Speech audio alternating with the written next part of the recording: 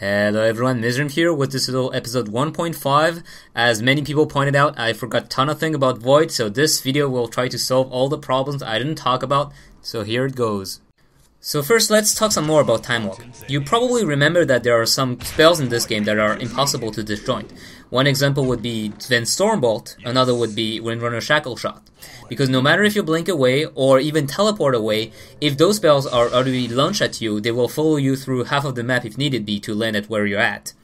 You can actually dodge those by using Time Walk, in the same manner that I dodged the Impetus from the Enchantress. You throw yourself at the projectile, and because you're invulnerable, you won't be stunned or damaged while impacting the Stormbolt or the Shackle Shot. Another more mechanic-based thing that I want to say is you can't use items while using the Time Walk. Now you may think, why would I do that? It's kind of strange to think about this. Well, you have to remember that some heroes that have movement spells, like Storm Spirit Ultimate, will be able to use spells and use items while in the air, so it might give them a little bit of an edge. Faceless Void can't do that. Now there's one little thing I wanted to add about Backtrack, is that Backtrack can cancel some ticks of damage taken from Armlet.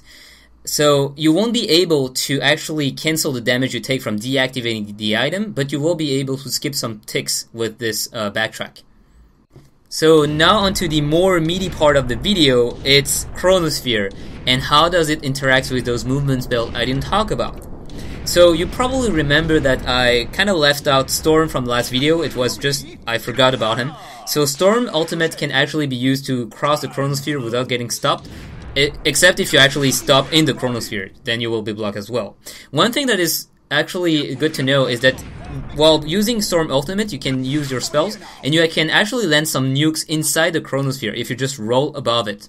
Now there's one very interesting thing that I actually learned by making this video, is that Chronosphere works in two parts. I didn't know that earlier. There's the outer rim and there's the inside of the Chronosphere. How does that affect us? For example, let's take Pudge.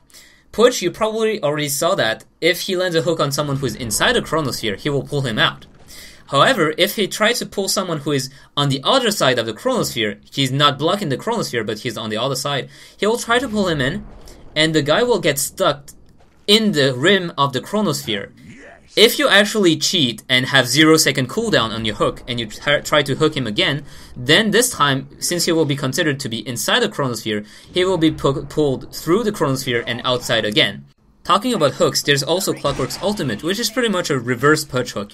How does it work? 3 parts to it. First, the hook connects with me. I get stunned. Second, Clockwork is pulled on the side of the Chronosphere and he gets blocked on the outside of it.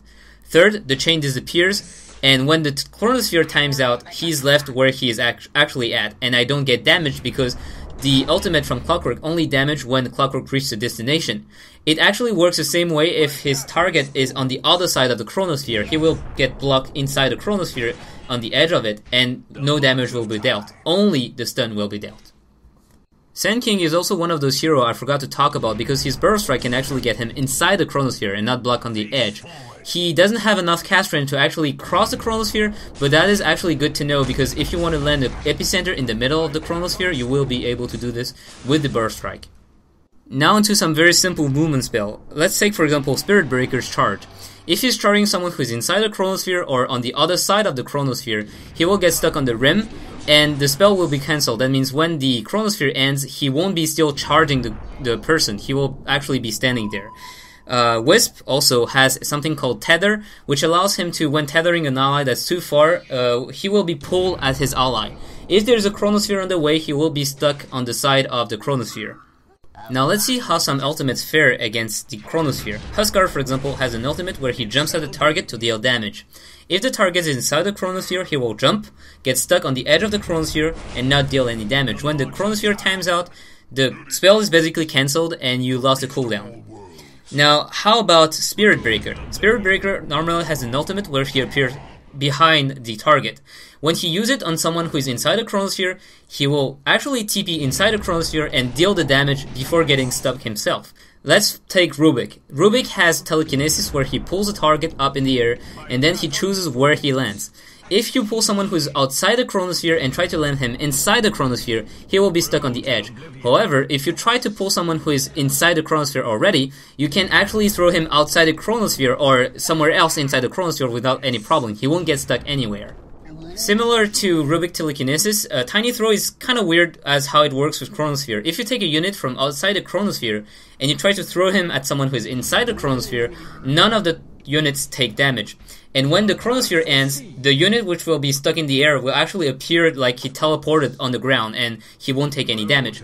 Now, if you actually take a unit which is already inside the Chronosphere, and you can do that if the unit is actually on the edge of the Chronosphere, you can actually throw him around and he will not get blocked by anything on the Chronosphere, and he will take damage, the target will take damage. Chaos Knight Reality Rift can also pull his target outside of the Chronosphere if the target was inside, or pull himself inside the Chronosphere. Because it's kind of random, you usually don't know if you will end up inside the Chronosphere or pulling your target out of it. Darkseeker and Invoker also have those kind of weird interactions with the rim of the Chronosphere. Vacuum, for example, if you try to vacuum enemies who are outside the Chronosphere to inside the Chronosphere, they will get stuck on the edge. However, if they're already stunned inside the Chronosphere, you will be able to put them at target destination, wherever that be. For example, inside or outside the Chronosphere. Now, Invoker has Deafening Blast, which is also supposed to push people around. If you try to push someone inside the Chronosphere, he will get stuck on the ledge. But if he's already on the ledge or, stunned by the Chronosphere, then the Deafening Blast will work as intended and the guy will actually slide around according to the correct length of the spell. Keeper of the Light in his ultimate form can also blast people inside the Chronosphere, so it's the same as a reverse vacuum. If you try to push someone inside the Chronosphere, he will get blocked on the edge, but if he's already inside the Chronosphere, he will get pushed to the full length of the spell. And he can actually also teleport someone who is stuck inside the Chronosphere to himself, which is out of the Chronosphere. And other heroes that can do, that can move you out of the Chronosphere is, for example, Vengeful Spirit. If she swaps the target will be out of the Chronosphere, she will be inside it, so it does work. And you also have Disruptor, which can use the Glimpse on an enemy unit, and that will pull him usually outside of the Chronosphere if he was outside of the Chronosphere 5 seconds ago. Now, this is more common sense mechanic, but remember that when you have Obsidian Destroyer or Shadow Demon, you can banish the target. So even if he's inside the Chronosphere, you can make it so he's invulnerable to Void for a few seconds. So please do this if you have allies inside the Chronosphere and you're actually out. Either banish the Void or banish your ally to save them. Now to the second part for the Chronosphere, what is affected, and especially what is not affected by the Chronosphere, because that's what's interesting. Venomous Awards aren't affected by the Chronosphere, they can actually attack inside the Chronosphere. Visage Familiars, someone pointed out that they actually work, but I did the test, they don't. They also get stuck. And someone also asked me about the Yule Scepter. If you actually Yule yourself before the Chronosphere lands, it's not like in Dota 1 where you're stuck in the air and you're invulnerable during the Chronosphere. You actually get dropped on the ground and you can still get attacked. Now to some more spells. Sandking Ultimate still works under the Chronosphere. Lona's Ultimate still work under the Chronosphere. Krubel's Ultimate still work on the Chronosphere as well. Brewmaster's Brawling, they can't move around the Chronosphere like they can in the Black Hole though. Pugna's Ward still work under the Chronosphere as well. And Undying Zombie, they actually pop in the Chronosphere, but they are still blocked by it. Leshrax's Diabolic Edict and PostNeva also work under the Chronosphere if you casted them before the Chronosphere lands. That means mana will be drained and you will deal damage as accorded to the spell to enemies around you. Similar to Diabolic Edict, Clockwork Acid Battery and Dark Cup Rocket Barrage both work under the Chronosphere. Power Cup from Clockwork also still push back the enemy under the Chronosphere. Tinker Master of the Machine go through the Chronosphere because it's not units. Axe Whirling Blade, although the animation doesn't show, it still is active and it does damage. Tiny's Craggy Exterior is still active, so you can still stun yourself by attacking him. Juggernaut's Blade Fury is cancelled, so he stops spinning, he stopped doing any damage. He can use the Omni Slash, no problem, it will work under the Chronosphere. As for Teleport, you can actually teleport inside the Chronosphere, you'll be stuck. So that is by regular TP Scroll, Morphling Replicate, Next Infest, Meepo Poof, Wisp Relocate, which can also get you out of the Chronosphere if you're lucky with the timing, and Prophet's Teleport. So hopefully that should cover every interaction with Void that I could think of. If I missed some more, please feel free to put it in the comments. I'll try to answer it as best as I can. And as a parting word, I want to say it's you who choose the next hero who will appear on the Advanced Mechanism series. So answer under the video which hero you want to see, and the most voted comments on Reddit and on YouTube. I'll try to choose one of the two, and the second one will be the third. So thanks for watching as usual, and I'll see you guys next time.